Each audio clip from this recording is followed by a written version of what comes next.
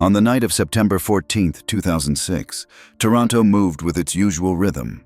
Nurses left St. Mary's Hospital after late shifts, traffic lights flickered on empty streets, and rain washed the sidewalks clean.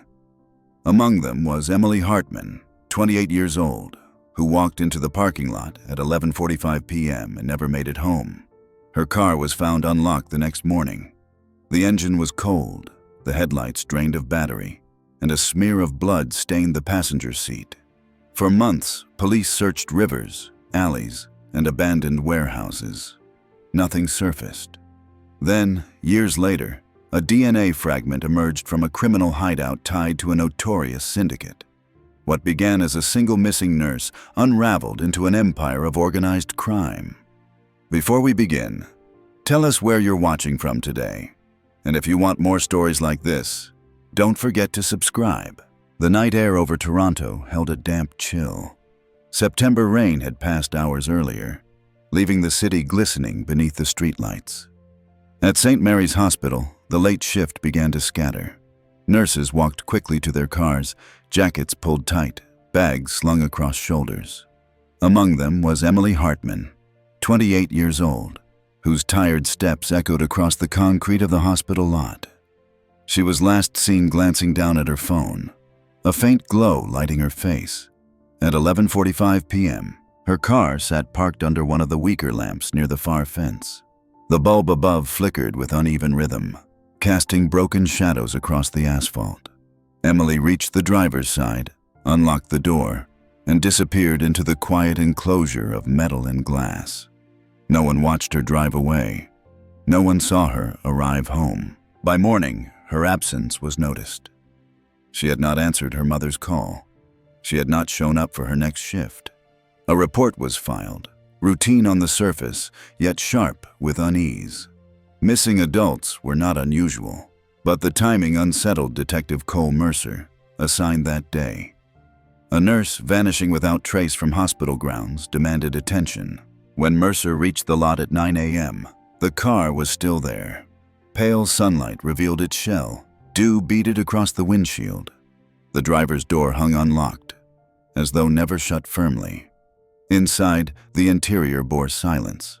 On the passenger seat, a smear caught his eye. Dark, dried at the edges, faint but undeniable. A trace of blood no larger than a coin. The car keys lay on the dashboard. Emily's handbag sat on the back seat, untouched. Her wallet remained inside, cash folded neatly, cards stacked in order. Nothing was stolen. Nothing was disturbed. Yet something had gone wrong here. The forensic team moved carefully, cameras clicking in steady rhythm. Cotton swabs traced the blood mark, sealed in sterile tubes. Gloves dusted the surfaces for prints, lifting smudges blurred by moisture. Beneath the seat, a receipt was discovered, time-stamped 11:42 p.m. from a vending machine inside the hospital lobby. Emily had bought bottled water minutes before. The bottle was missing. As the car was towed to the lab, Mercer studied the lot. Rain had softened the earth near the fence, turning soil to mud. Impressions remained. The tread of a shoe, larger than Emily's known size, angled away from the car toward the service road. One footprint, then another, broken by gravel, pointing into darkness. He photographed them himself. Size 11, thick sole, industrial pattern. Nothing matched the shoes found in Emily's apartment. The hospital staff described normalcy. She finished her shift, spoke politely, and said she was heading straight home. No arguments, no distress, no warnings.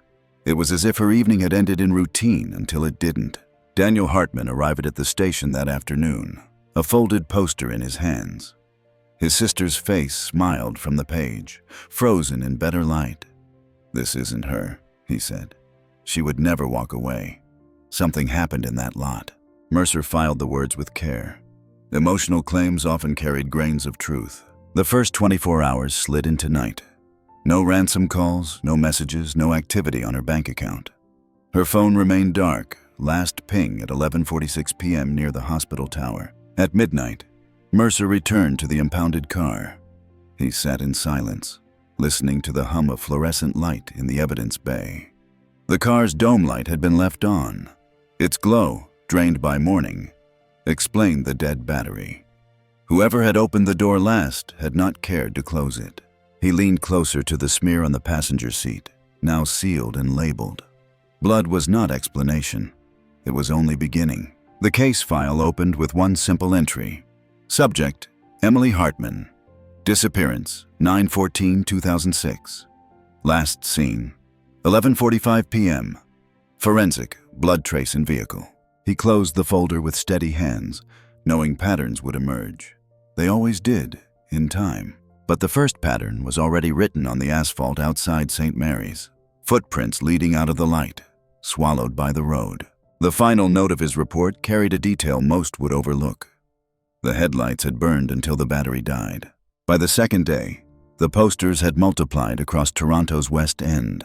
Color photographs of Emily Hartman, cropped from family gatherings and nursing school graduation, were taped to telephone poles, pinned on supermarket boards, slipped under coffee shop windows.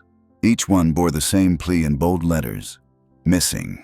Detective Cole Mercer divided his hours between the station and the street.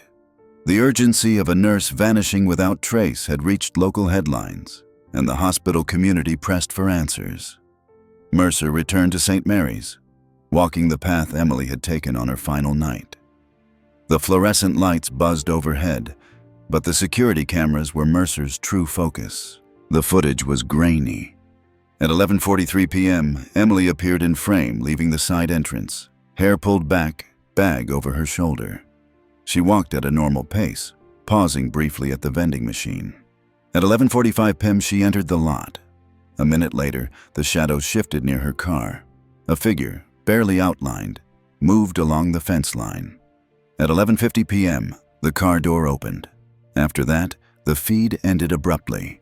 The camera lens fogged with condensation. Mercer froze the frame on the dark outline. A tall man, shoulders square, weight shifted forward. He circled the spot with red ink, then carried the printout back to the evidence board. The forensic team brought forward the first results. The blood from the passenger seat was human, female, type O. Emily's medical records confirmed type O as hers, but the sample was too small for full DNA extraction yet. Another report detailed the footprints outside the fence. Plaster casts had been made. The soles bore heavy tread, consistent with industrial work boots. Size 11, not hospital-issued, not casual sneakers. Mercer interviewed Emily's co-workers. Most remembered her as quiet, diligent, someone who stayed late when patients needed her. One colleague, Nurse Allison Green, recalled a man waiting near the staff entrance a week earlier. He was standing across the street, smoking, watching. I thought he looked out of place. Emily noticed too. She brushed it off. The description fit no one in Emily's close circle. By the third day, the Hartman family sat in the briefing room. Martha Hartman clutched her daughter's scarf in her lap, silent. Daniel pressed for movement. "You have blood, you have footprints, you have a shadow on tape. Find him." Mercer kept his tone measured. "We're working every lead. We will find where she went." Teams searched the ravine near the highway that bordered the hospital. Volunteers scoured bushes, combed trails, waded through shallow water. Dogs picked up a faint scent at the service road before losing it near the overpass. No trace beyond. At 8 p.m., Mercer walked the road himself. Rain slicked the asphalt. Headlights from passing cars cast quick flares of light. On the shoulder, his flashlight caught something metallic. A key ring, bent, with one jagged-edged house key, bagged, labeled, sent to the lab. Back at the station, the evidence board filled slowly. Car, blood trace, footprints, shadow figure, key ring, poster with smiling face. The calls came in daily. Tips, rumors, false sightings. A waitress claimed she served Emily breakfast in Ottawa. A neighbor swore he saw her boarding a bus. Each one checked. Each one collapsed under scrutiny. Late one night, Mercer stood in the evidence bay again. Emily's car loomed under stark light. The air smelled of dust and rubber. He touched the door frame with gloved hands, noting scratches near the lock. Too shallow for forced entry, but suggestive of haste. He imagined the sequence. Emily enters, sets bag down, Passenger door opens. A struggle, brief, decisive. Blood transferred. Door left ajar. Dome light drains battery. Stranger walks away into the night. At 2 a.m., the lab delivered a fingerprint lifted from a cigarette box found wedged between the seat cushions. It was clear, distinct, and belonged to no one in Emily's family or known associates. Mercer stared at the print card beneath the lamp. Unknown, male, criminal database empty. The cigarette brand was imported, uncommon in Toronto. He added it to the board, another unanswered fragment. When dawn broke, Mercer drove past the hospital once more. Nurses arrived for their shifts, coffee cups in hand, coats pulled against wind. Routine life resumed, but the asphalt told another story. Near the fence, faint impressions remained in the mud. Footprints hardened by drying soil, size 11, pointing toward the highway. They led only into absence. The third week brought new pressure. Media outlets latched onto the case, filling columns with speculation. A young nurse gone missing, a blood trace in her car, footprints vanishing into the night. These were details the public consumed hungrily. Commentators debated whether it was a random abduction or something rooted in her personal life. Detective Cole Mercer knew media storms could poison investigations. He chose to shut out noise and focus on the small things, the fragments that could not lie. The first direction was obvious. Emily's circle. Friends, family, co-workers, anyone with reason to see her that night. Daniel Hartman sat in the station again, jaw tight, fists clenched. His words carried more accusation than grief. "You're looking the wrong way. She didn't just walk off. Somebody planned this." Mercer let him vent, recording his anger as much as his statements. Anger, too, was data. Interviews began. Emily's colleagues repeated the same pattern. She was reliable, calm, never left without notice. Yet one detail kept surfacing. In the weeks before her disappearance, she had ended a relationship with a paramedic named Scott Vance. Their breakup was quiet, but tension lingered. Mercer called Vance in. The man arrived in uniform, broad-shouldered, eyes tired. "You think I did this?" he asked flatly. His alibi, working a night shift across town, confirmed by dispatch logs. Still, Mercer noted his demeanor. Too casual, almost rehearsed. The forensic anchors emerged inside Emily's abandoned car. From beneath the passenger seat, technicians retrieved a cigarette pack. Marlboro Red, imported. Emily never smoked. The fingerprint lifted from the carton belonged to no one in Vance's records. Mercer filed the contradiction. If not Vance, then who carried foreign cigarettes into her car at the moment she vanished? One more item unsettled him. In the glove compartment, a parking stub bore faint ink smudges. Time-stamped 11:47 p.m. It indicated the car door had been opened again, manually reset. The system logged the action before the dome light began its fatal drain. Meanwhile, colleagues whispered of a patient who had shown strange fixation on Emily. A man admitted weeks earlier for an injury sustained in a bar fight. His name, Marco Ibarra. He had since been discharged, with no address listed. Mercer tracked the record, only to find the hospital file incomplete. Missing pages. No signature of attending physician. Paperwork gaps never appeared by accident. That night, Mercer returned to the lot with fresh eyes. Rain slicked the pavement again, headlights reflected in wet sheen. He studied the layout. Hospital on one side, service road on the other, chain link fence dividing both. The footprints he had photographed earlier still pressed faintly into the soil, hardened by time. They ended at the edge of asphalt, absorbed into traffic flow. Whoever walked away had entered a vehicle waiting on the road. Back at the lab, blood testing neared completion. The smear in the car was Emily's. No doubt remained. She had bled inside that vehicle, however briefly. Daniel Hartman pressed harder. He demanded nightly meetings, pushed Mercer for answers, shouted at the lack of progress. His mother sat quietly behind him, scarf clutched tight, eyes hollow. In a moment of fatigue, Mercer told him the truth. "We have blood, we have footprints, and we have an unidentified fingerprint on a cigarette pack. That is all." Daniel slammed his fist onto the desk. "Then find the man who smokes those cigarettes." Mercer didn't argue. 2 days later, a witness surfaced. A taxi driver recalled a man loitering near the hospital fence the night of the disappearance. He described a tall figure in a heavy jacket, lighting a cigarette beneath a flickering lamp. When shown the Marlboro pack, the driver nodded slowly. That was the brand. The smell was strong. The pattern sharpened, a shadow, a footprint, a cigarette, all converging on one faceless man. The evidence board filled with threads of red string, connecting printouts of the footprint casts, the cigarette pack, the vending machine receipt. Mercer stood before it in silence, tracing the links. He felt the architecture of something larger, though its shape remained hidden. That evening, a new report arrived.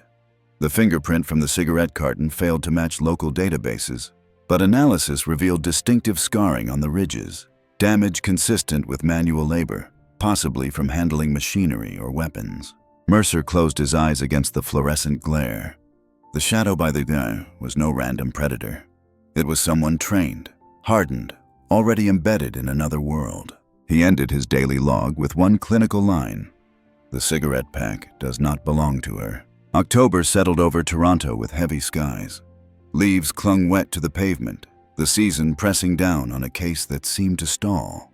Search teams thinned as volunteers returned to work and families grew tired. The Hartmans refused to leave their vigil. Every evening, Daniel stood outside the precinct with posters under his arm, challenging anyone who would listen. Detective Cole Mercer kept the case moving in fragments. The cigarette fingerprint remained unmatched. The boot impressions yielded no known owner. Blood confirmed Emily's presence in the struggle, but revealed nothing more. Each piece sat on the evidence board like stones that refused to form a bridge. Pressure mounted. The press accused police of losing momentum. Headlines screamed of failure, of incompetence, of another young woman lost without closure. Then, on the banks of the Don River, a jogger's dog pulled free of its leash. The animal scratched at brush tangled with discarded clothes. Inside, searchers found a pair of leather gloves, soaked from rain, darkened by rot. Forensic officers spread them on sterile cloth. Tiny flecks clung to the lining. Blood, faint but present. Lab analysis delivered its report by week's end. Female DNA, type A, not Emily's. Mercer held the printout in silence. If not Emily, then someone else. Another woman. Another victim. The discovery sharpened dread. Were they chasing a man who already had a history of disappearances? A second anomaly emerged.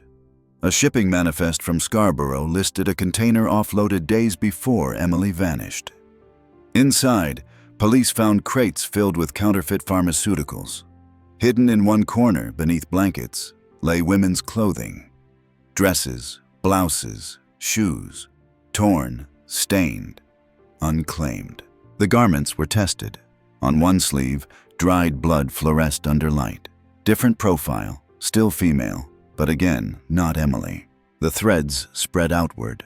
The case no longer resembled a single abduction. Mercer sensed a structure beneath the surface, too organized to be coincidence. He drove to the riverbank himself, where the gloves had been recovered. The current whispered against stone, carrying fragments downstream. He stared at the mud, picturing the hands that had once worn those gloves. They belonged to a man who thought blood could be washed away. At night, the Hartmans waited for news. Martha remained silent, fingers locked around her daughter's scarf. Daniel grew harder, voice sharp, questions bitter. "You're telling me there's more, other women, and you still can't find Emily?" Mercer offered no comfort. He spoke only in facts. "The gloves don't match her DNA, but they prove another presence.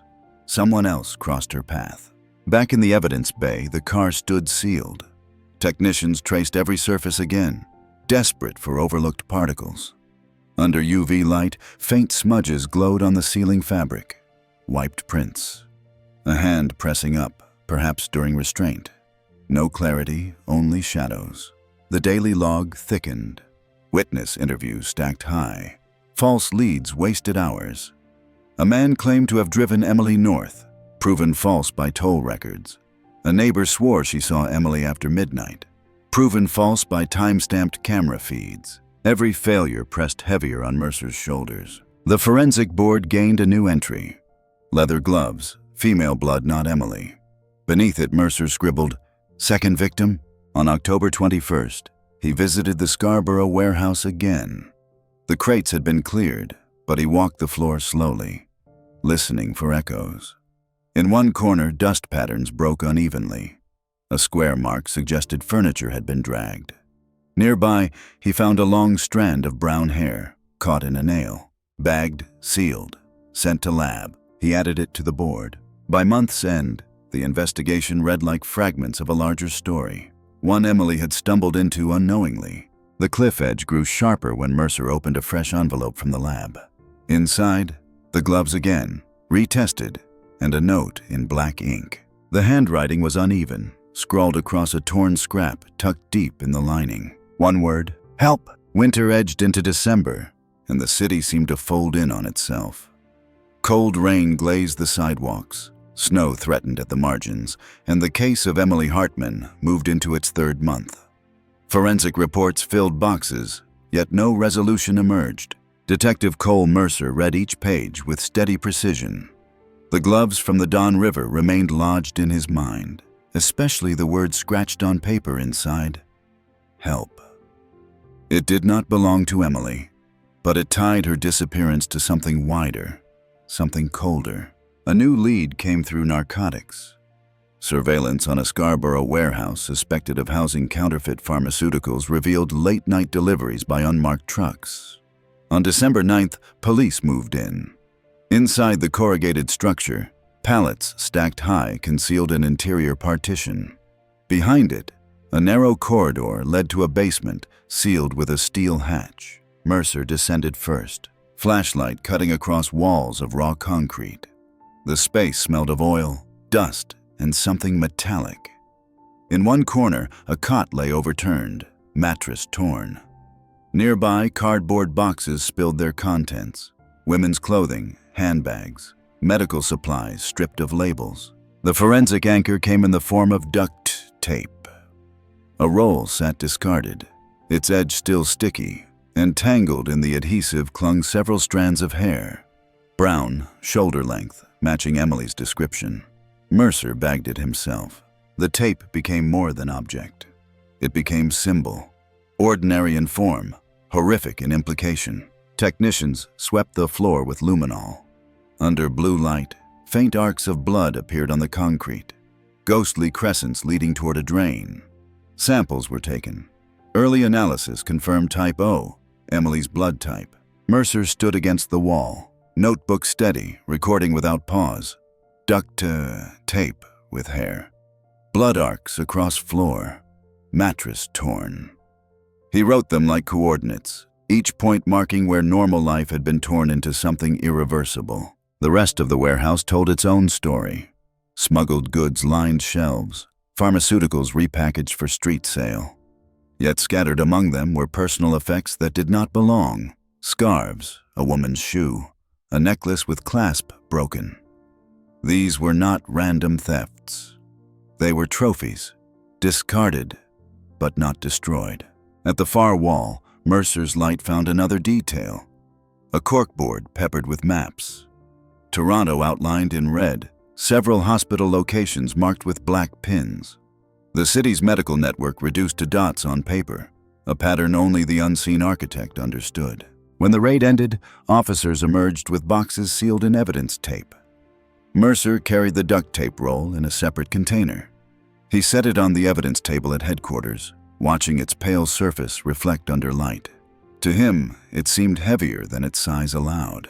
News reached the Hartmans that same evening. Daniel demanded to see what had been found. Mercer allowed only a description, hair caught in adhesive, blood consistent with Emily's type. Daniel's fury boiled into words. Then she was there. They held her there. Martha sat beside him, silent as always, her hand never leaving her scarf. The lab confirmed the hair belonged to Emily within 3 days. DNA matched with absolute certainty. It was the first time her presence had been proven outside the car. She had been inside that warehouse. The press swarmed the story. Headlines screamed of "Nurse trapped in criminal lair." Cameras circled the Hartman home. Commentators speculated on trafficking rings, organized syndicates, systemic corruption. Mercer ignored the noise. He returned to the warehouse, walking the corridor again, searching every seam. On the floor near the drain, he noticed scratches, parallel grooves, as if made by metal dragged repeatedly.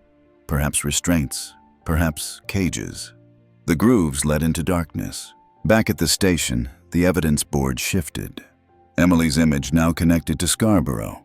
Red string tied her photo to duct tape, to hair, to blood arcs on concrete. The structure was growing clearer. Still, Mercer knew each discovery only deepened the void. For every forensic anchor, another question opened. Who placed her there? Who controlled the warehouse? Whose maps outlined hospitals like targets? That night, he wrote his daily log in sharp sentences. Subject was confined.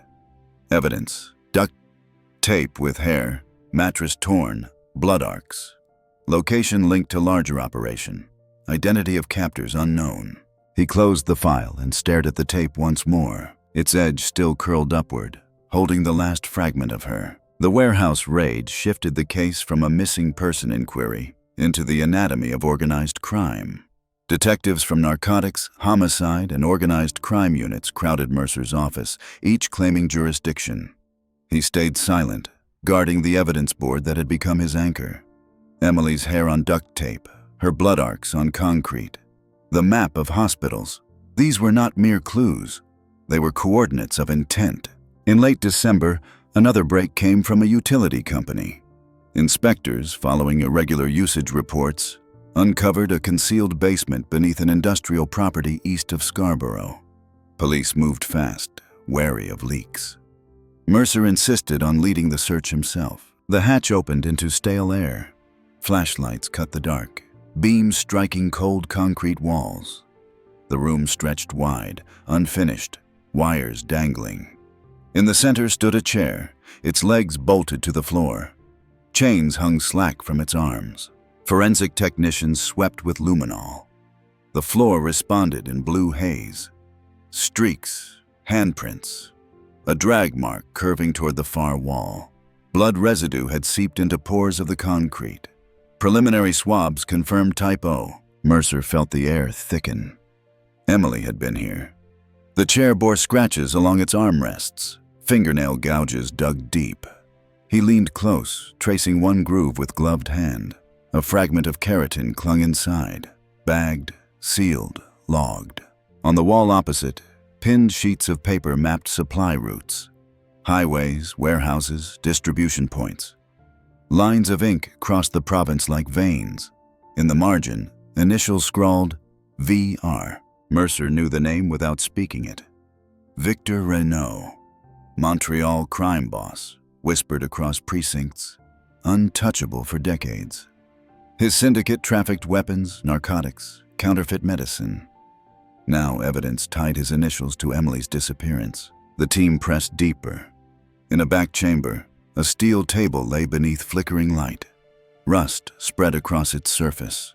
Under black light, flecks of blood bloomed. Technicians scraped, swabbed, documented.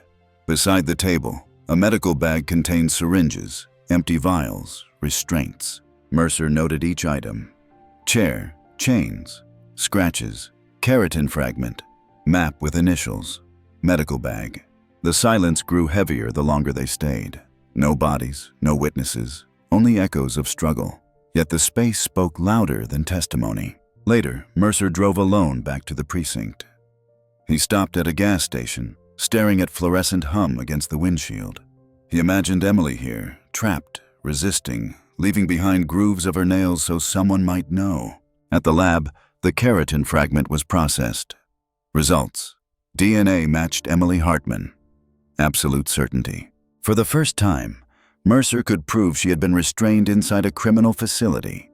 The disappearance no longer fit random abduction. It was systemic, deliberate. He delivered the update to the Hartmans. Daniel gripped the edge of the table until his knuckles whitened. So she fought them. His voice cracked. She fought.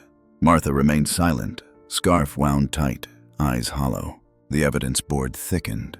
Red string tied Emily's photo to the basement chair, to the scratches, to Renault's initials. The pattern formed a net, but its center remained unseen. That night, Mercer wrote his log in clipped lines. Emily confined.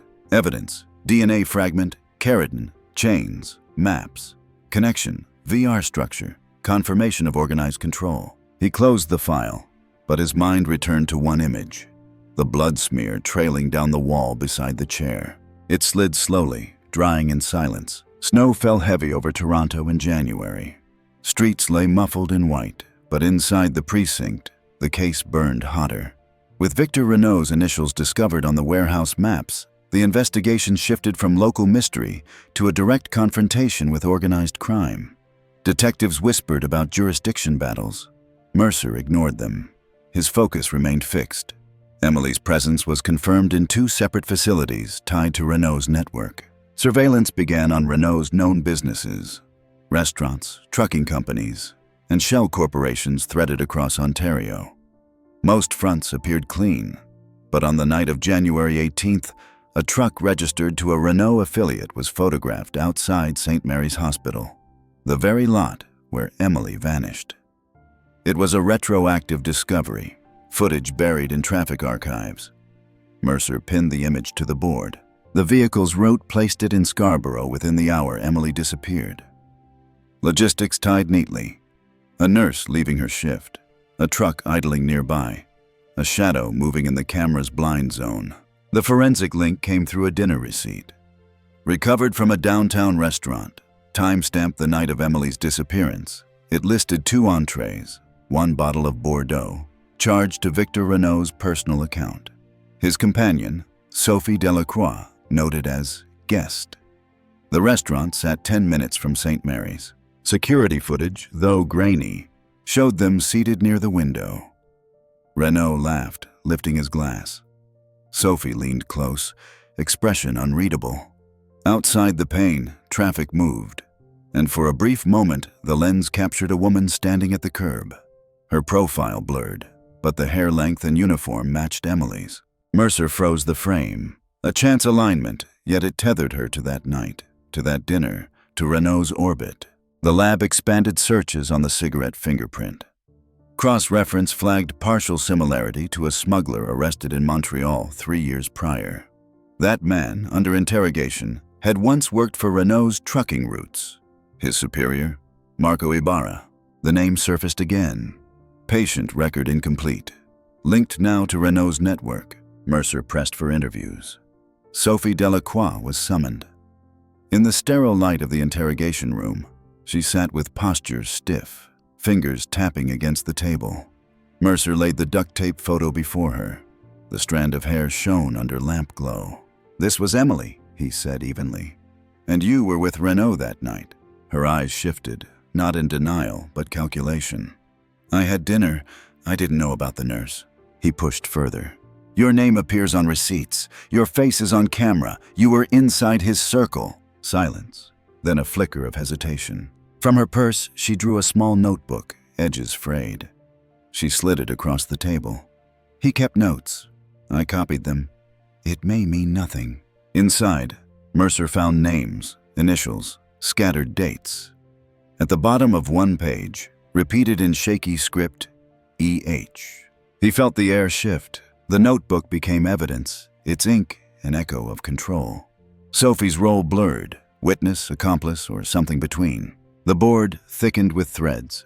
Receipt, restaurant, Renault, Sophie. Emily's blurred profile outside the window. That night, Mercer returned to the evidence bay. The car still stood sealed, silent. He set the notebook beside the cigarette carton, aligning fragments of paper with objects ordinary in appearance, yet monstrous in meaning. His log entry ended with a single observation. The orbit of her disappearance passes directly through his table. The interrogation room reeked of tension. Sophie Delacroix sat under pale fluorescent light, her posture upright but brittle, as if braced for collapse. Detective Cole Mercer kept his voice level. He slid a photograph across the table. Emily's hair caught in duct tape, strands fanned against adhesive. Sophie's eyes flinched. "You've seen this before," Mercer said. "No," she whispered, but her fingers betrayed her, trembling against the wood grain. Mercer opened the small notebook Sophie had surrendered. On its final pages, initials filled the margins. E.H. Written over and over, jagged strokes pressed hard enough to indent the next sheet. One final line, half-scrawled, carried 2 words. Cold room. Sophie's facade cracked. "He kept her somewhere cold," she murmured. "I never saw her, but I heard." Renault used the word himself. "A cold room," Mercer pressed, careful not to break the flow. Sophie described the syndicate's pattern: women brought in under false pretenses, confined in basements of warehouses, silenced when convenient. Emily had likely been taken not for ransom, but as leverage, a warning to someone else inside the hospital network. Forensic anchors multiplied. The notebook was analyzed. Handwriting confirmed to be Sophie's, but annotations traced from documents belonging to Renault. One page bore a faint smear of blood along the edge, preserved even through months of handling. DNA swab revealed type O, Emily's. Mercer knew then Sophie had been closer to the violence than she admitted. Days later, police executed a search warrant on a refrigerated storage facility registered to a shell company in Renault's network. The interior was vast, aisles of stacked crates chilled to biting cold. Among them, technicians uncovered a smaller chamber partitioned with metal walls. Inside, restraints bolted to the floor, empty vials, plastic sheeting stained with faint pink residue. Under black light, the sheets lit up in spectral arcs. Blood traces, washed but not erased. DNA confirmed the same as the notebook smear, Emily's. Mercer walked the chamber slowly, boots echoing against steel. The cold gnawed at his skin, but his focus was on the scratches gouged into one wall. Lines crossed and recrossed, frantic, etched by fingernails into metal. He photographed them, each mark a silent record of resistance. Sophie's testimony grew unsteady under pressure. She admitted to attending dinners with Renault, to overhearing plans about hospital supply lines, but denied touching Emily. Mercer doubted her, yet saw use in her fear. Fear cracked syndicates.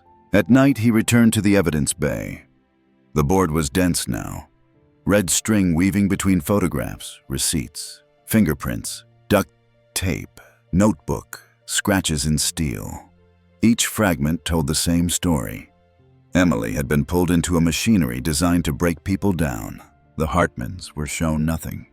To them, the updates remained clinical. Evidence confirms she was alive after abduction. DNA proves continued presence. Martha nodded once, her scarf pulled tight. Daniel leaned forward, eyes burning. "Then you know who took her. Arrest him." Mercer didn't answer. His daily log closed with a sentence pared to its bones. She left her name carved into the wall of steel. Snow hardened on the roads of Montreal as the investigation widened beyond Toronto. The cold room confirmed Emily's captivity, but it did not answer where she had gone next. Mercer drove with a convoy north, the city skyline fading into the distance. Leads traced the syndicate's movements to an abandoned refrigeration depot outside the industrial district. The warehouse loomed gray under winter sky. Windows shattered, steel doors chained yet scarred with marks of use. Inside, the air stank of ammonia and oil. Corridors twisted into darkness, lined with rusted shelving. Mercer advanced, flashlight steady, every sound amplified by silence. In the main chamber stood a metal table, its legs corroded, surface streaked with brown stains. Forensic spray revealed arcs across the tabletop, faint but undeniable. Blood traces. DNA matched Emily. Another confirmation of her passage. Nearby, plastic bags cluttered the floor. Within one, investigators found broken fingernails, lacquer still faintly visible. Under magnification, they bore traces of Emily's DNA. Mercer wrote his notes in clipped lines. Blood arcs on steel, fingernails broken, evidence of violent struggle. At the far wall, a locked cabinet drew attention. Forced open, it revealed medical supplies, syringes, surgical tape, gloves. More chilling was a file folder wedged between boxes. Inside were handwritten notes on patients, with dates and initials. At the bottom, one name was clear: Hartman. The forensic anchor deepened. Not random abduction, but targeted confinement logged within criminal records. Mercer felt the case shifting into systemic territory. Emily's disappearance connected not just to a single predator, but to an organized process, people cataloged, monitored, disposed of. A secondary chamber produced more evidence, a drain clogged with hair and tissue fragments. Lab analysis later confirmed the hair strands matched Emily's DNA again. The drain carried away her final resistance. Outside, snow fell against flashing police lights. Mercer stood apart, watching as technicians carried sealed bags to vans. Each item was logged with clinical detachment, yet to him they screamed louder than testimony. Back in Toronto, the Hartmans received the news with fractured silence. Daniel demanded entry into the evidence room. Mercer refused. Martha whispered only one sentence. She fought until the end. The evidence board grew crowded. Duct tape, cold room scratches, fingernails, blood arcs, file with her name. A lattice of pain and process. That night, Mercer closed his log with one final line. Her broken nails lay sealed in a plastic bag. By spring 2007, the net closed. Investigators tied the Scarborough warehouse, the Montreal depots, and the cold room to one command: Victor Renault. His trucking empire, hidden behind shell corporations, had ferried contraband and people alike. Now, with Emily Hartman's DNA marking multiple sites, the structure could no longer be denied. The arrest unfolded at dawn. Police converged on a luxury residence in Old Montreal. Snowmelt dripped from eaves as officers forced the gates. Inside, the house was quiet, but fortified. Mercer entered last, stepping across marble floors slick with morning light. Renault was found in his study, robe loosely tied, a glass of brandy unfinished. He did not resist, only smiled as cuffs clicked around his wrists. In a separate raid, Marco Ibarra was cornered in a warehouse office. He fought. Officers dragged him down, pistol still warm from a single discharged round.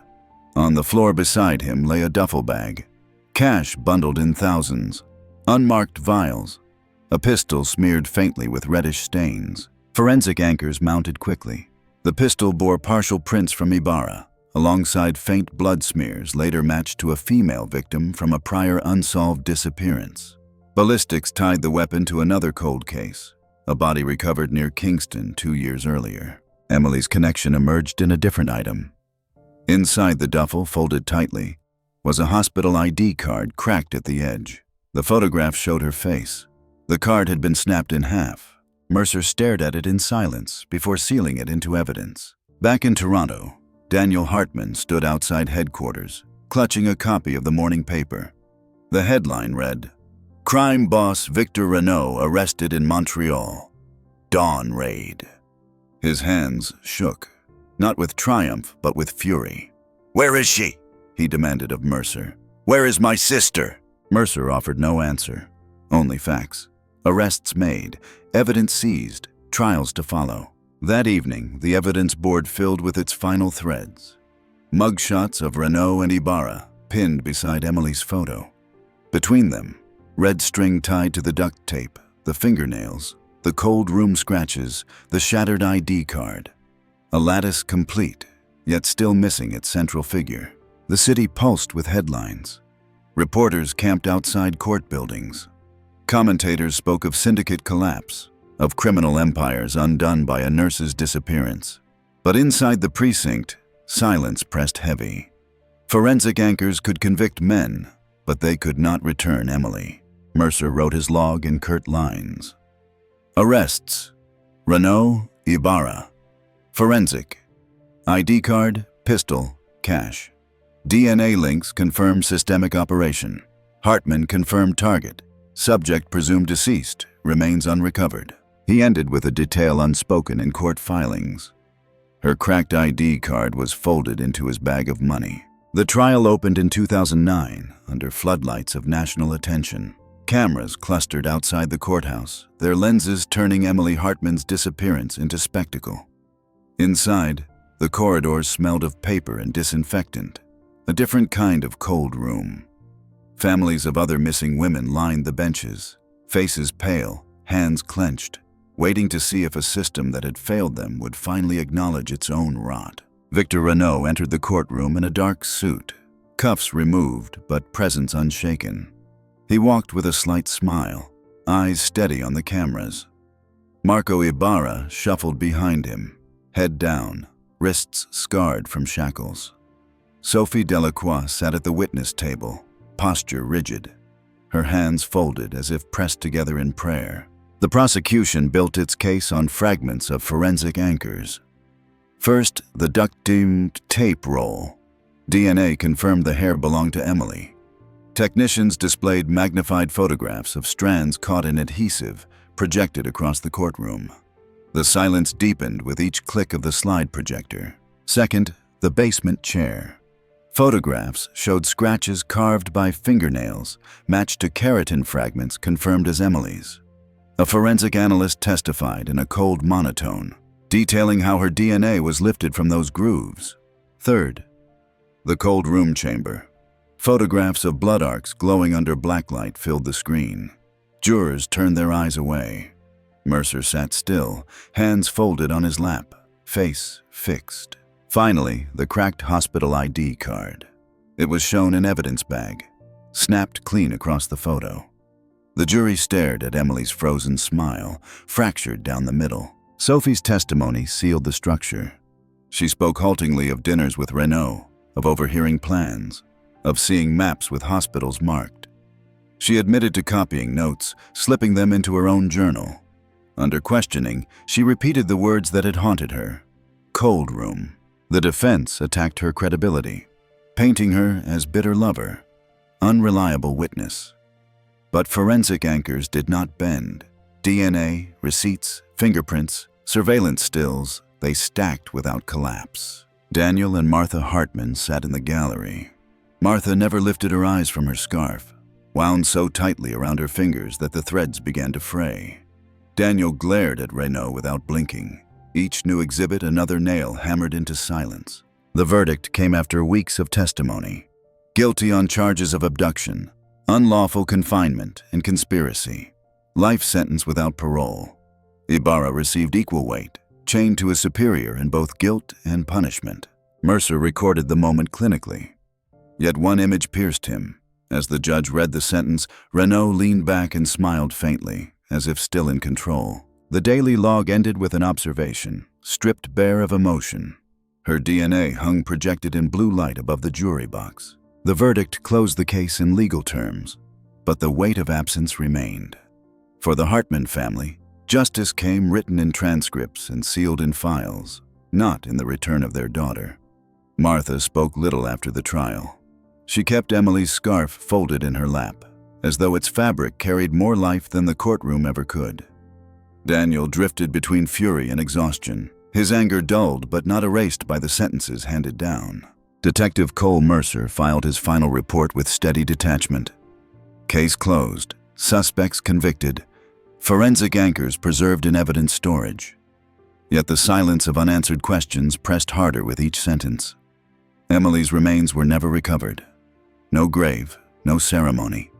Only fragments, strands of hair, broken nails, blood arcs on steel. The city shifted quickly. Headlines faded, replaced by new scandals. The public moved on, but the families of other missing women did not.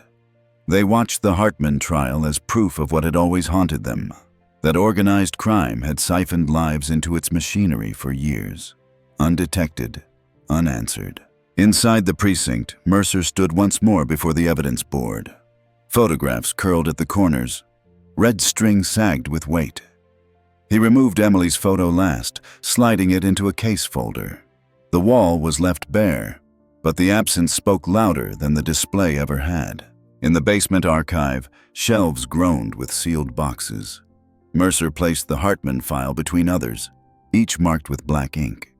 A clerk noted the date, closed the drawer, turned the key. Forensic anchors remained inside: the duct tape, the cracked ID card, the notebook, the gloves.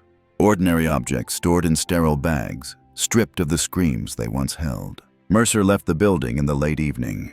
The city lay under soft snow, streetlights dimmed by fog, He paused, listening to the quiet, the same silence that had swallowed Emily that September night.